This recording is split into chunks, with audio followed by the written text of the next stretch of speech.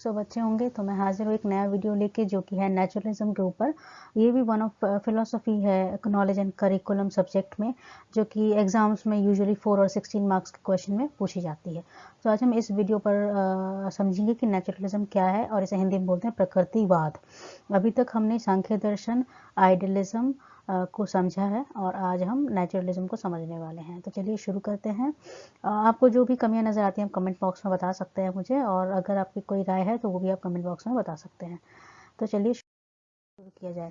देखिए, पहले इंट्रोडक्शन से जान लेते हैं कि नेचुरलिज्म एक्चुअल में है क्या। नेचुरलिज्म का मतलब होता है कि जो हम बाहर की दुनिया देखते हैं ना, फिजिकल वर्ल्ड, जो भौतिक चीज़ें हमें नज़र आती हैं, जैसे कि पेड़ पौधे, पशु पक्षी, ये सब, और इंसान का जो नेचर होता है उसको भी प्रकृति कहा जाता है। जैसे प्रकृति की डेफिनेशन पूछी जाए तो आप कहेंगे कि बाहर के पेड़ पौधे, पशु पक्षी, ये सब प्रकृति है। लेकिन जो इंसान का स्वभाव है वो भी उसको भी नेचर कहा जाता है। तो नेचुरलिज्म का ये मानना है कि एक दुनिया होती है बाहर की, एक दुनिया होती है बच्चे के अंदर की, ये बच्चे का खुद का स्वभाव, और एक जो हमारे जीवन का स्वभाव होता है। तो उसमें कुछ चीज़ें होती हैं जो हम अपने आप करते चले जाते हैं, उसमें हम अपना ज़्यादा दिमाग यूज़ नहीं करते। और मैटेरियलिस्टिक जो नेचर होता है वो बाहर का नेचर होता है, भौतिक दुनिया होती है।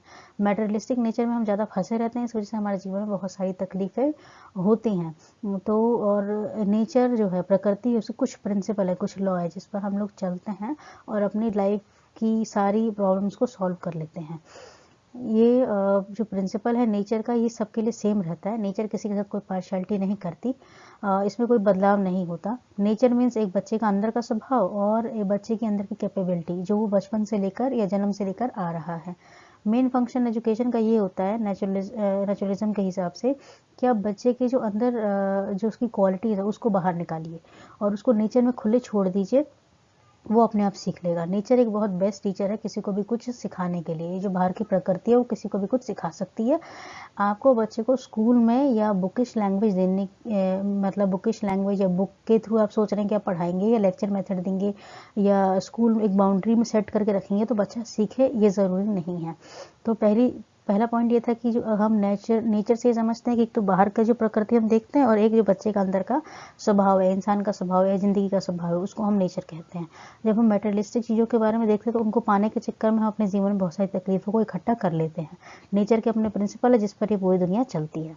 दूसरा ये कि नेचर का प्रिंसिपल सबके लिए सेम है, इसमें कोई बदलाव नहीं हो सकता। बच्चे का अपना एक स्वभाव होता है, और एजुकेशन का रोल ये रहता है कि वो बच्चे के उस स्वभाव को ठीक करे या उस क्वालिटी को बाहर लेकर आए। बच्चे को एक बाउंड्री में या बुक के थ्रू पढ़ा के उसके लिए बाउंड्री सेट ना करे, उसको उस तरीके से परेशान ना करे। तो आगे बढ़ते हैं। ये इंट्रोडक्शन था नेचुरलिज्म का। जैसे कि हम रविंद्रनाथ टैगोर के बारे में जानते हैं।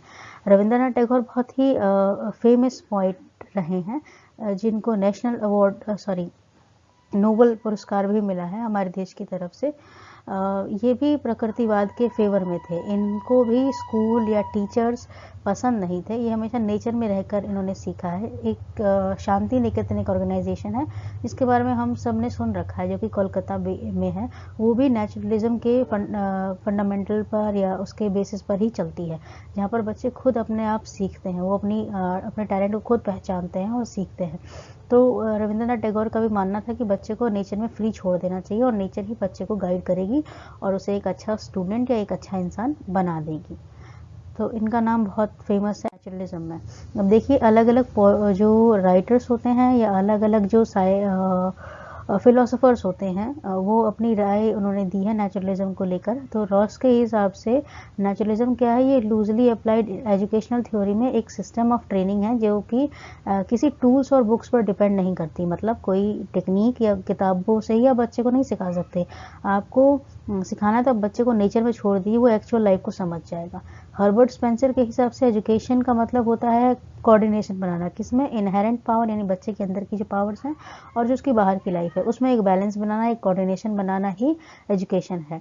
और एडम के हिसाब से नेचुरलिज्म एक ऐसा सिस्टम है जहाँ उसके साइलेंट कैरेक्टरिस्टिक्स ये है कि whatever is spiritual, whatever is transcendental, self experience from our philosophy of nature and man। मतलब इनका मानना ये है कि बच्चे को खुद एक्सपीरियंस करना चाहिए किसी भी चीज़ को, तो वो ज़्यादा अच्छे से सीख सकता है। रस के हिसाब से नेचुरलिज्म एक फिलोसफिकल पोजीशन है जिसे अपनाया गया है, और इसका जो पॉइंट ऑफ व्यू है वो पूरा साइंटिफिक है। एक तो नेचुरलिज्म या प्रकृतिवाद में कभी भी वो स्पिरिचुअलिटी को इम्पोर्टेंस नहीं दे रहे हैं, उनके हिसाब से साइंटिफिक पॉइंट ऑफ व्यू होना चाहिए हर चीज़ का।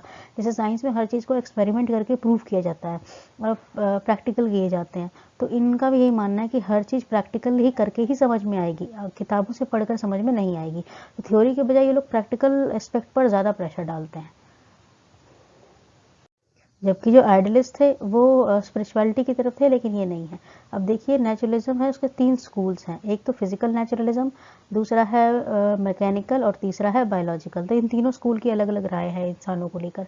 फिजिकल नेचुरलिज्म का मतलब होता है जो चीज़ें हम बाहर देखते हैं, जैसे कि पेड़ पौधे, गाड़ियाँ, बिल्डिंग्स देखते हैं, एक्सटर्नल नेचर जो होता है। The law of physical nature govern the law of human life. Nature के अपने कुछ नियम हैं, आप उसके साथ प्यार से रहेंगे वो आपके साथ प्यार से रहेंगे, आप उसको नुकसान पहुँचाएंगे वो भी आपको नुकसान पहुँचाएगा। तो उसी से ह्यूमन की लाइफ चलती है, और ये एक्सटर्नल वर्ल्ड पर ज़्यादा प्रेशर डालते हैं। ये एक्सटर्नल वर्ल्ड को साफ सुथरा रखो, सुधार के रखो, उसकी केयर करो।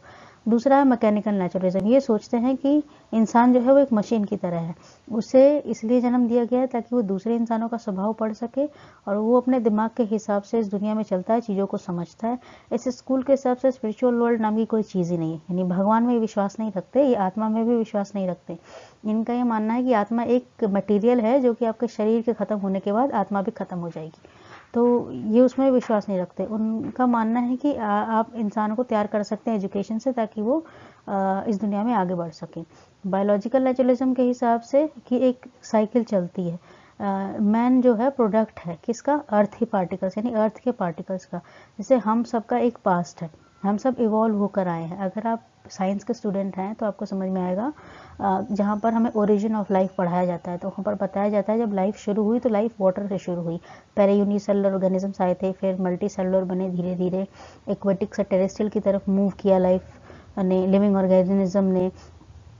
तो वहाँ पर बताया जाता है, लेमार्क और डार्विन है, इनके नाम बहुत आते हैं उस चैप्टर में, इवोल्यूशन और ओरिजिन ऑफ लाइफ में, जिन्होंने कहा कि हम इवॉल्व होकर टाइम के साथ आए हैं, और हम में से वही सर्वाइव करेगा जो फिट होगा, यानी जो उस कंडीशन से लड़ सकेगा, और जो फिट होगा वो सर्वाइव करने के बाद अपनी पॉपुलेशन को आगे बढ़ाएगा। हम में से जिंदा कौन रहेगा और कौन नहीं, ये नेचर सेलेक्ट करती है, natural selection.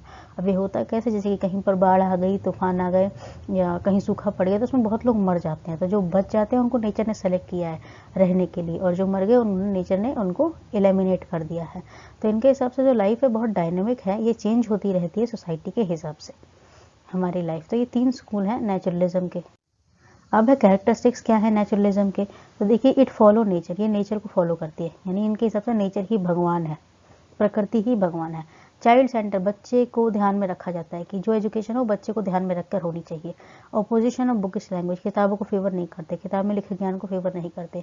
Emphasis on training of senses, के हिसाब से सेंस ऑर्गन की ट्रेनिंग होनी चाहिए, सेंस ऑर्गन अच्छे होने चाहिए, अच्छे से परसीव कर सके इस चीज़ को, तभी वो ब्रेन तक मैसेज पहुँचाएंगे, ब्रेन फिर उस पर विचार करेगा और हमें राय देगा कि हमें क्या करना है। Emphasis on freedom of child, बच्चे की आज़ादी की तरफ ध्यान दिया जाना चाहिए।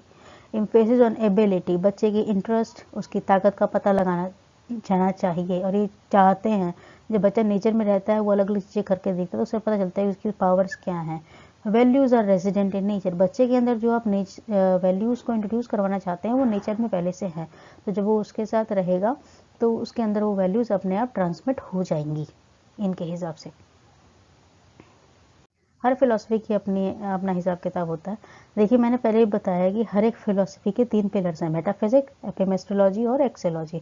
मेटाफिजिक्स मेन बॉडी है, एपिमेस्ट्रोलॉजी बात करती है नॉलेज क्या देती है, और एक्सोलॉजी का मतलब होता है वैल्यूज़। तभी मेटाफिजिक्स की बात करते हैं। तो मेटाफिजिक्स के हिसाब से मेन चीज़ उन्होंने क्या कही है कि मैन इज सुप्रीम क्रिएचर, यानी इस दुनिया में सबसे महान या सबसे ताकतवर कौन है, इंसान खुद है। Materialistic society is truth of life, और जो हमारे बाहर की दुनिया है वो हमारे जीवन की सच्चाई है।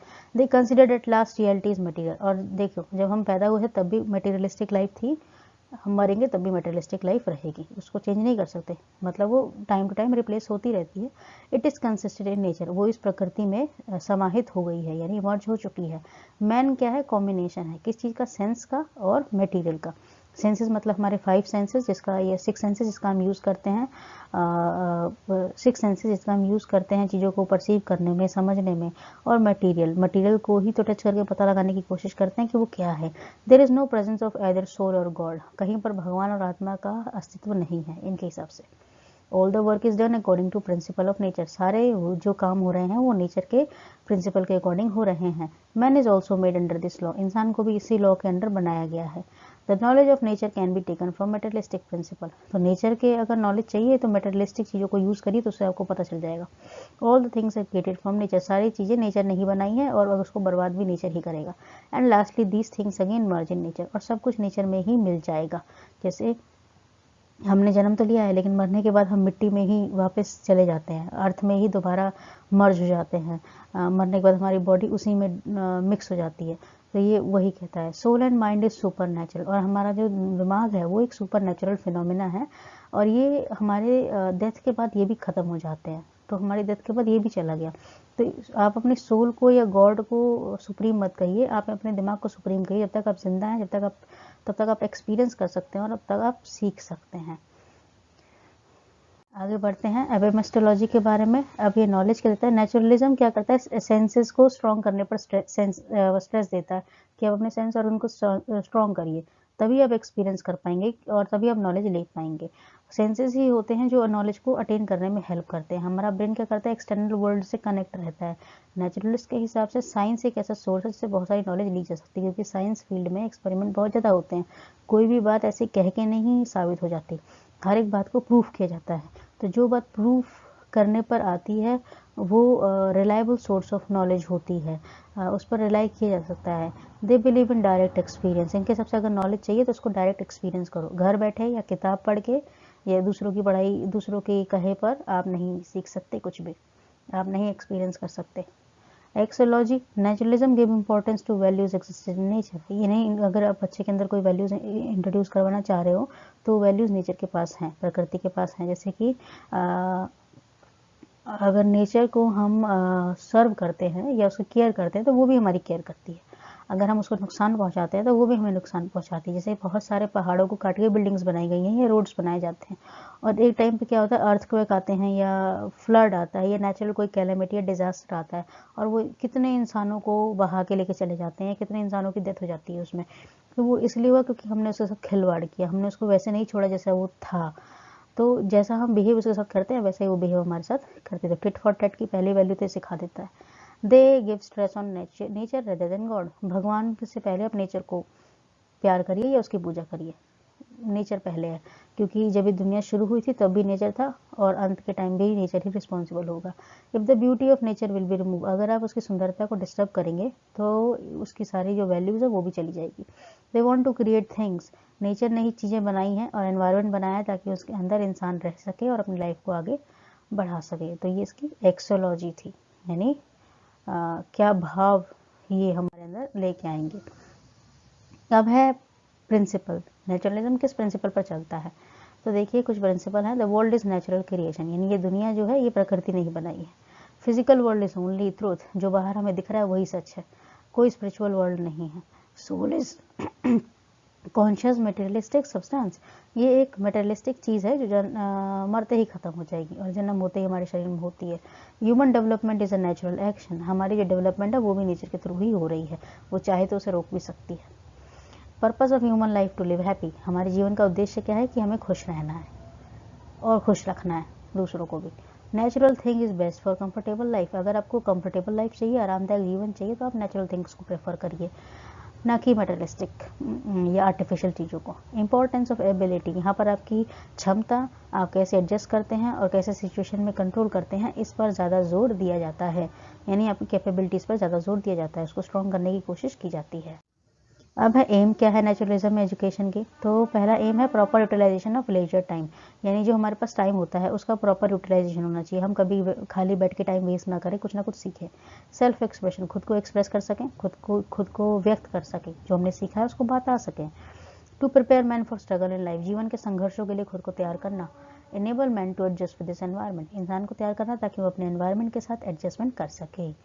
Attainment of present and future happiness, present और फ्यूचर में खुशियाँ हम अटेन कर पाएँ, उसको अपने पास रख सकें या खुश हो सकें, इसकी कोशिश है इनकी। डेवलपमेंट ऑफ कल्चर, अपनी संस्कृति का विकास करना। परफेक्ट ह्यूमन मशीन, यानी इंसान जो इसको मशीन समझा जा रहा है उसको परफेक्ट बनाना। और ऑटोनोमस डेवलपमेंट ऑफ पर्सनैलिटी, खुद की पर्सनैलिटी खुद डेवलप करना। नेचुरल डेवलपमेंट, और प्रकृति का भी विकास करना, खुद के नेचर का भी और बाहर की प्रकृति का भी। अब करिकुलम कैसा होना चाहिए और मेथड ऑफ टीचिंग कैसा होना चाहिए नेचुरलिज्म के हिसाब से। तो इनका सेल्फ प्रोटेक्शन रिलेटेड करिकुलम होना चाहिए, subject related livelihood, protection of family, जिसमें ये बातें सिखाई जाए कि फैमिली को कैसे प्रोटेक्ट करना है, पॉलिटिकल और सोशल वर्क कैसे करने हैं, लेवलहुड के लिए क्या क्या काम करने पड़ेंगे, सेल्फ प्रोटेक्शन रिलेटेड सब्जेक्ट्स भी पढ़ाए जाने चाहिए। मेथड ऑफ टीचिंग हो सकता है कि आप डूइंग, मतलब काम करवा के सिखाइए, एक्टिविटी, प्लेइंग, खेलते खेलते सीख जाए। लर्निंग बाय डायरेक्ट एक्सपीरियंस, खुद एक्सपीरियंस करो एक्टिविटी मेथड से, और बच्चे को फ्रीडम दे दी जाए तो वो सीख सकता है। अब टीचर क्या करेगा? According to naturalism teacher role is behind the scene, teacher सामने नहीं आएगा, टीचर पर्दे के पीछे रह के बस गाइड करेगा। टीचर का कोई रोल है नहीं सामने से। ही इज स्पेक्टेटर और ऑब्जर्वर, वो लर्नर को दिखेगा कि वो क्या कर रहा है, और कोई इन्फॉर्मेशन वो पहले से नहीं देगा, बच्चा खुद ही एक्सपीरियंस कर लेगा उसको। Teacher is not allowed to interfere, बच्चे की एक्टिविटी में टीचर इंटरफेयर नहीं करेगा। Teacher is not allowed to decide dictate to people what they have to do, वो ये भी नहीं बताएगा कि तुम्हें करना क्या है, बस छोड़ देगा freely. Teacher role is just to see that there is a development of pupil interest and natural impulse as a result of education imparted to them. Teacher को बस ये देखना है कि जैसे बच्चे को छोड़ा गया है नेचर में, तो उसके अंदर कोई इम्प्रूवमेंट आई है क्या, उसका इंटरेस्ट बाहर निकल के आ रहा है क्या, वो कुछ एक्टिविटी कर रहा है कि नहीं कर रहा है, उसको ऑब्जर्व करेगा बस। Teacher in a naturalism is only a shutter of stage, बस वो एक स्टेज सेट कर देगा, एक मटेरियल को सप्लाई करेगा, कंडीशंस ऐसी बनाएगा कि बच्चे की डेवलपमेंट नेचर में हो जाए, तो वो बिहाइंड द सीन रह के सारे काम करेगा। अब डिमेरिट्स क्या हैं नेचुरलिज्म की, जैसे कि हर एक फिलॉसफी में कुछ कमियां और कुछ अच्छाइयाँ होती हैं। तो अभी तक जो हम पढ़ रहे थे वो सारी अच्छाइयाँ ही थी। अब बुराई ये है कि पहला तो ये कि स्पिरिचुअल वैल्यूज़ को इग्नोर करते हैं, मतलब भगवान में विश्वास नहीं रखते और स्पिरिचुअलिटी पे इंपॉर्टेंस नहीं देते हैं।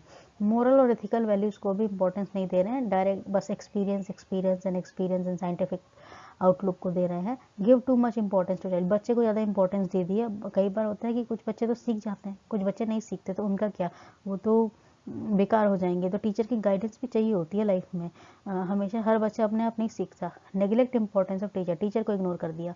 Oppose subject centre education, subject centre को हटा के चाइल्ड सेंटर कर दिया है, तो ये भी सही नहीं है, क्योंकि सब कुछ हमें नेचर में रह के समझ में आ जाए ये ज़रूरी नहीं है। हमारे लिए ज़रूरी है कि हम बुक भी पढ़ें, क्योंकि उस बुक में जो लिखने वाले लोग होते हैं उनके भी अपने एक्सपीरियंस हैं और वो बहुत पढ़े लिखे लोग होते हैं। तो अगर बच्चा खुद सीखेगा तो उसको बहुत टाइम लग जाएगा सब कुछ सीखने में, लेकिन उसको पहले से कुछ बताया जाएगा और वो उसको करके देखेगा तो उसको ज़्यादा अच्छे से समझ में आएगा और कम टाइम में भी सीख जाएगा वो, जैसा हम लोग के साथ होता है कई बार। इट अपोज डिसिप्लिन अमंग, ये बच्चों के अंदर डिसिप्लिन को अपोज कर रहे हैं। जब बच्चा खुद सीखता है तो क्या पता वो डिसिप्लिन में रहे ना रहे, क्योंकि टीचर रहते हैं तो वो गाइड करके रखते हैं बच्चे को कि डिसिप्लिन में रहना है। लेकिन जब टीचर नहीं है तो बच्चा बिल्कुल फ्री हो जाता है, तो कई बार बच्चे डिसिप्लिन तोड़ देते हैं। Nothing can be developed without discipline, और डिसिप्लिन के बिना तो कैसे आगे बढ़ोगे। तो ये इसके कुछ डीमेरिट्स हैं। आगे बढ़ते हैं।